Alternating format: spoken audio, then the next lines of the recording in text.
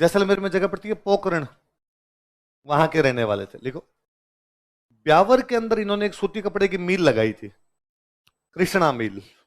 कौन सी मिल लगाई थी? राजस्थान की सूती कपड़े की पहले मिल थी। देख लो, ब्यावर में कृष्णा मिल की स्थापना की थी। आदमी थे तो ब्यावर में स्कूल बनाया, एक सनातन धर्म विद्यालय।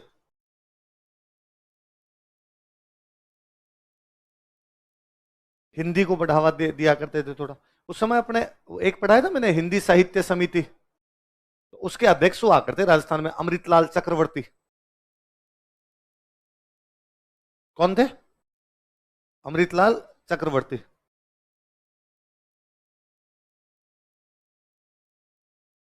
और ये जो थे, ये हिंदी साहित्य समिति के अध्यक्ष थे। तो इन्होंने दामोदर दास जी को कहा कि दामोदर दास जी, अपने देश की भाषा हिंदी है, तो आप हिंदी को बढ़ावा क्यों नहीं देते? तो उन्होंने कहा, यार मैं तो कैसे करूं? तो घर से शुरुआत करो, चैरिटी बिगिंस एट होम।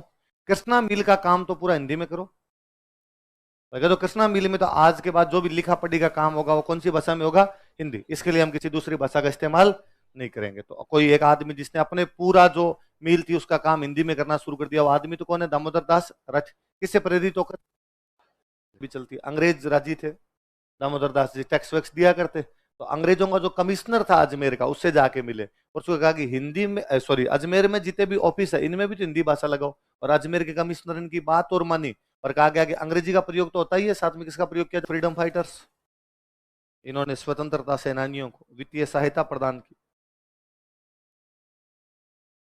जो भी पैसे दे उनको अपने क्या बोलते हैं? भामाशाह। तो राजस्थान के स्वतंत्रता संग्राम का भामाशाह कौन हो गए? दामोदर दास रथ। लिख लो, इन्हें राजस्थान के स्वतंत्रता संग्राम का भामाशाह कहा जाता है। थे जो इस प्रकार वित्तीय सहायता देते थे। राठी जी, ये तो बड़ा नाम ही था बहुत ज्यादा। एक बंदे थे नरसिंह अग्रवाल।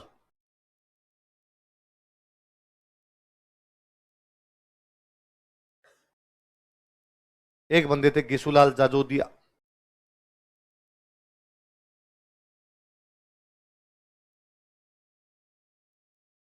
इन तीनों को ही अपने नाम लिख के लिख लो, भामाशाह। इन सब ने रुपए दिए थे, इनमें से किसी का आ जाए लिख देना बोले। तीनों नाम लिख के एक साथ भामाशाह लिख लो। राजस्थान के कुछ प्रमुख व्यापारियों के नाम बताओ जिन्होंने स्वतंत्रता संग्राम के दौरान आर्थिक सहायता प्रदान की। तो कौन कौन हो गए? दामोदर दास राठी, नरसिंह अग्रवाल और गिसूलाल जज। 57 की क्रांति में हम पढ़ रहे थे अमरचंद मांटिया, है ना? वो भी तो एक नाम ही था अपने आप। बजाज जी है ही अपने आप में। खूब सारे नाम हो गए। ये भैया आपके राजस्थान, राजस्थान सरकार ने अपने फ्रीडम फाइटर पर एक बुक रिलीज कर रखी है, देश के दीवाने। कौन सी बुक है? 51 स्वतंत्रता सेनानी, 51 फ्रीडम फाइटर्स।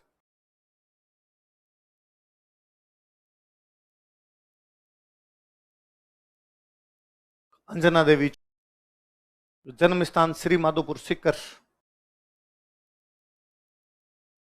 रामनारायण चौधरी हुए थे ना अपने, तो रामनारायण चौधरी की पत्नी थे। रामनारायण चौधरी अपने देख लो कौन कौन से आंदोलनों में जुड़े हुए हैं। बिजोलिया, बेगू, बूंदी वाले जितने आंदोलन थे सबसे जुड़े हुए थे। तो अपने कह सकते हैं कि इन्होंने भी मेवाड़ और बूंदी के जो भी आंदोलन थे उसके अंदर भाग लिया। लिख लो, मेवाड़ तथा बूंदी के किसान आंदोलनों में भाग लिया था। गांधी जी 1930 के आसपास में नमक यात्रा निकालते हैं, दांडी यात्रा निकली थी, तो उसको बोलते हैं नमक सत्याग्रह। क्या बोलते हैं? लिख लो, इन्होंने गांधी जी के नमक सत्याग्रह में भी भाग, अतः इन्हें गिरफ्तार कर लिया गया। So she was arrested. अतः इन्हें गिरफ्तार कर लिया गया। So she was arrested. Rajasthan की पहली महिला थी जो स्वतंत्रता संग्राम में गिरफ्तार हुई। अगला लिखो, रमा देवी जोशी। लिख लो, जन्म जयपुर, जन्म स्थान जयपुर। इनके पति का नाम लिखना। विडो रीमैरिज की थी, तो उस समय के हिसाब से तो सामाजिक सुधार भी है अपने आप में। लादूराम जोशी यहाँ के नेता थे अपने, तो पति लादूराम जोशी। तो सीख लेना, विधवा पुनर्विवाह, विडो रीमैरिज।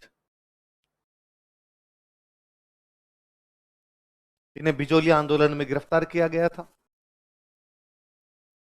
तो गिरफ्तार करके बाद में छोड़ा था इनको। क्या क्या करते हैं इससे, जब भी ये कई बार अखबारों में आता कि नेता भीड़ को लेके जयपुर की तरफ आए या जयपुर में मार्च निकालने की कोशिश की, उनको गिरफ्तार किया गया और गिरफ्तार करके जयपुर से बाहर ले जाके छोड़ दिया। और बाद में कहा कि वापस जयपुर मत आना। तो इन्होंने को जब वापस छोड़ा गया तो इन्होंने कहा कि जब तक किसानों पर अत्याचार बंद नहीं होंगे वापस आऊंगी मैं। कर्ण अर्जुन आएंगे, लिखो, I will come here again and again. फिर गांधी जी का ये जो नमक सत्याग्रह वाला आंदोलन था ना, इसका पूरा नाम है सविनय अवज्ञा। क्या नाम है? सिविल डिसोबीडियंस मूवमेंट था। सविनय अवज्ञा का मतलब था भाई सरकार के कानून मानने बंद कर दो। अवज्ञा, अवज्ञा का मतलब क्या होता? आज्ञा मानना बंद, सविनय, विनय पूर्वक। तो एक तरीका तो यह है कि मैं लठ लेके बाहर निकलूं कि रोको, देखे कौन रोक सकता है। एक मैं कहूंगी भाई मैं कानून तोड़ने जा रहा हूं, पुलिस को जो करना कर ले, गिरफ्तार करेगी कर ले। तो सविनय अवज्ञा आंदोलन में भी भाग लिया था इन्होंने, लिखो। अगले लिखो, रतन शास्त्री।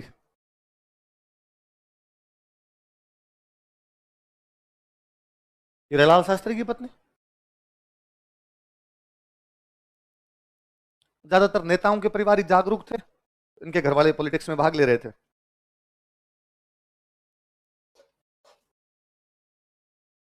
जन्म स्थान लिखो, मध्य प्रदेश में एक जगह खाचरोद,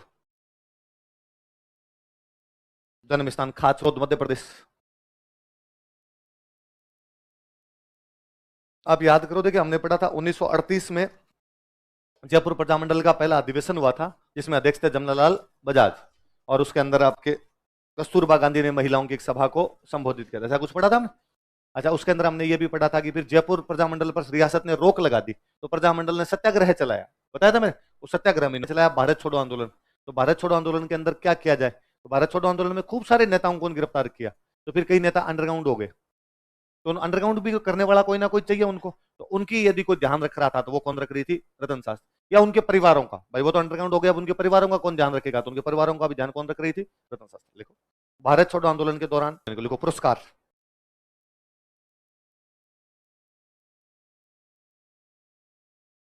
अवार्ड्स, भारत के दो बड़े ऑनर मिले हुए इनको, पद्मश्री 1955, राजस्थान की पहली महिला है जिनको पद्मश्री दिया गया था। 20 साल बाद में इनको दिया गया पद्म भूषण।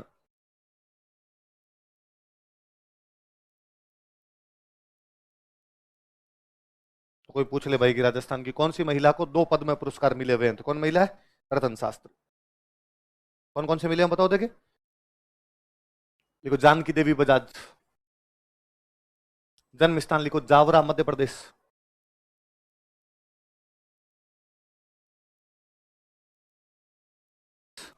ये तो बजाज जी वर्धा शिफ्ट हो गए थे, तो ये भी अपने पति के साथ कहां रहती थी? वर्धा। तो लिखो, इन्होंने अपना लंबा समय वर्धा में बिताया था।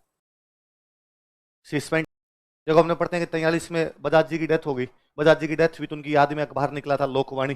तो 44 में जब जयपुर प्रजामंडल का अधिवेशन बुलाया गया तो इनको अध्यक्ष बनाया गया। तो बजाज जी की पत्नी है तो इनको क्या बना दिया जाए? अध्यक्ष। लिखो, 1900, जानकी देवी बजाज। अब देश जब आजाद हो गया तो उसके बाद में इनको गो सेवा आयोग का अध्यक्ष बनाया गया। किसका अध्यक्ष बनाया गया? अब एक बात सुनना, देखो, गांधी जी का यह मानना था कि प्रत्येक चीज का विकेंद्रीकरण होना चाहिए, डिसेंट्रलाइजेशन। क्या होना चाहिए? जैसे डिसेंट्रलाइजेशन किसका? पावर का। किसी एक आदमी के पास में पावर ना रहे, पावर लोगों के पास में जाए, तो पावर का डिसेंट्रलाइजेशन तो अपने आप में लोकतंत्र है। डेमोक्रेसी जो है वो क्या है? पावर का डिसेंट्रलाइजेशन है। एक आदमी के हाथ में पावर नहीं है, केंद्र के पास, फिर राज्य के पास, फिर जिले के पास, फिर तहसील के पास, फिर गांव के पास, बंटी भी पावर। अच्छा, गांधी जी का यह भी मानना था कि संपत्ति, प्रॉपर्टी जो है उसका भी सेंट्रलाइजेशन नहीं होना चाहिए। प्रॉपर्टी का सेंट्रलाइजेशन होगा तो फिर ज्यादा पैसे वाले जो लोग होंगे वो कम पैसे वालों को क्या करेंगे? शोषण करेंगे। जमीन, जमीन जो है, लैंड जो है, उसका भी सेंट्रलाइजेशन नहीं होना चाहिए। तो गांधी जी की जब देश में आजादी आ गई, गांधी जी की मृत्यु हो गई, उसके बाद नेहरू जी ने इनके सामने बड़ी एक दिक्कत थी, यार जमीन का डिसेंट्रलाइजेशन कैसे किया जाए। संविधान बनाया तब संविधान में कह दिया राइट टू प्रॉपर्टी, संपत्ति अपने आप में क्या है? कि मूल अधिकार है। अब यदि किसी आदमी का फंडामेंटल राइट है कि मैं संपत्ति रख सकता हूं, मेरी प्रॉपर्टी रख सकता हूं, तो मेरे से ली कैसे जी? एक तरीका तो यह है कि सरकार एक्ट बना दे, और सरकार एक्ट बना के नहीं रख सकते तुम। पर एक दूसरा तरीका एक और लेके, वो एक्ट भी बनाया था, एक्ट बना कहा गया एक आदमी इतनी ही जमीन रख सकता है, इससे ज्यादा जमीन नहीं रख सकता। पर उसमें भी लोगों ने तिकड़ में लगा ली। भाई मेरे नाम पे 1000 बीघा जमीन थी मान लो, तो मैंने क्या किया? मेरे 15 रिश्तेदारों के नाम करा दी। किलो साहब आप सबके नाम पे, हमारे तो 80-80 बीघा आ गया, आप तो रख सकते हैं, तो मेरे नाम पे तो बोल नहीं रहे। तो भारत में एक नेता हुए थे विनोबा भावे। कौन नेता हुए? विनोबा भावे। विनोबा भावे ने गांव के अंदर यात्राएं करनी शुरू की, और गांव में जो जमीन वाले लोग थे, जो जमींदार थे, जिनके पास जमीनें ज्यादा थी, उनको जाके कहा कि मुझे जमीन का दान दो। जमीन का क्या दो? देखो आपके पास जमींदार साहब 1000 बीघा पड़ी है, गांव में आपके जो बाकी है 50 लोग बैठे हैं, इनके पास में 1 बीघा भी नहीं है। इसलिए यदि आप 500 बीघा मुझे दे दोगे तो इन 50 लोगों में 10-10 बीघा तो बंटे हैं, आप रख लो, बाकी वाले दे दो। और विनोबा भावे की बातें मान के भारत में खूब सारे लोगों ने अपनी जमीनें सरकार को दे दी, बिना किसी एक्ट, बिना किसी वायलेंस, बिना किसी जबरदस्ती। इसलिए विनोबा भावे के उस आंदोलन का नाम है भूदान आंदोलन। क्या नाम है? भू मतलब जमीन, जमीन का दान ले रहे थे, इसलिए नाम क्या पड़ गया? भूद। इस भूदान आंदोलन में भी राजस्थान की किसी महिला ने भाग लिया था, तो वो कौन थी? चलाया किसने भूदान? सेठानी थी, पैसे खूब थे ही वैसे। 108 कुएं बनवाए थे इन्होंने लोगों के पीने के पानी के लिए। लिख लो, पुरस्कार लिखो।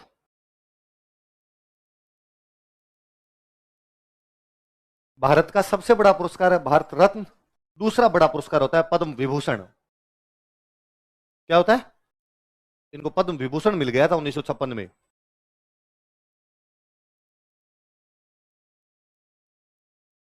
जानते हैं नारायण देव वर्मा का नाम तो हमने खूब जगह पढ़ा ही है बीच में। 42 में भारत छोड़ो आंदोलन के अंदर जेल गई थी, माणिकलाल वर्मा की पत्नी थी, बताया था। मैं सीधे काम की बात बताता हूँ। 1944 में भीलवाड़ा के अंदर एक संगठन बनाया था, महिला आश्रम।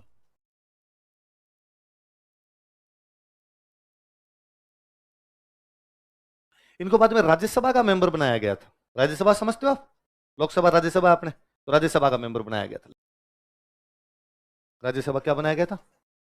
राज्यसभा का सदस्य कितने साल के लिए बनता है? 6। कितने साल के लिए? 70 से 76। लिख लो, 1970 to 76। कब से कब के दौरान रही थी? आगे लिखो, शांता त्रिवेदी। यह है उदयपुर से संबंधित थी। इनका एक डायलॉग है, एक बार पूछा हुआ है, अपने भी ध्यान रखना। इनका था भाई, जब तक महिलाओं के पास आर्थिक अधिकार नहीं होंगे, कैसे अधिकार नहीं होंगे, तब तक महिलाओं के राजनीति करने का कोई मतलब नहीं है। आप कहते हो भाई महिलाएं भी पॉलिटिक्स में भाग ले सकती है, महिलाएं भी चुनाव लड़ सकती है, पर पैसा देने वाला आज भी पुरुष है, और जिसके पास में पैसे होंगे वो हमेशा मैनेज करेगा। तो आर्थिक स्वतंत्रता के बिना, आर्थिक सशक्तिकरण के बिना राजनीतिक स्वतंत्रता का कोई भी अर्थ, पर ये बात तो आज भी सच्ची लागू होती है। आज अपने कहते कहते भाई महिलाएं चुनाव लड़ती है, साहब महिला सरपंच का चुनाव लड़ रही है, वोट मांगने भी जाती है, वोट ही पुरुष कहता तू बेटी रह, मैं मांग लूंगा वोट। अब ये जरूर थोड़े यूं वीडियोग्राफी होने लग गई सब चीजों की, इसलिए पंचायत की बैठक में तो महिला चली जाती है। पहले तो पंचायत की बैठक में भी नहीं जाती थी, अगर चलो पंचायत वाली बैठक में तो लेके जाओ। फिर क्या वो अपने हिसाब से कहीं भी खर्च कर सकती है? नहीं। तो जब तक ये नहीं होगा तब तक महिलाओं को बराबरी के अधिकार। सावित्री देवी भाटी, राजकोष,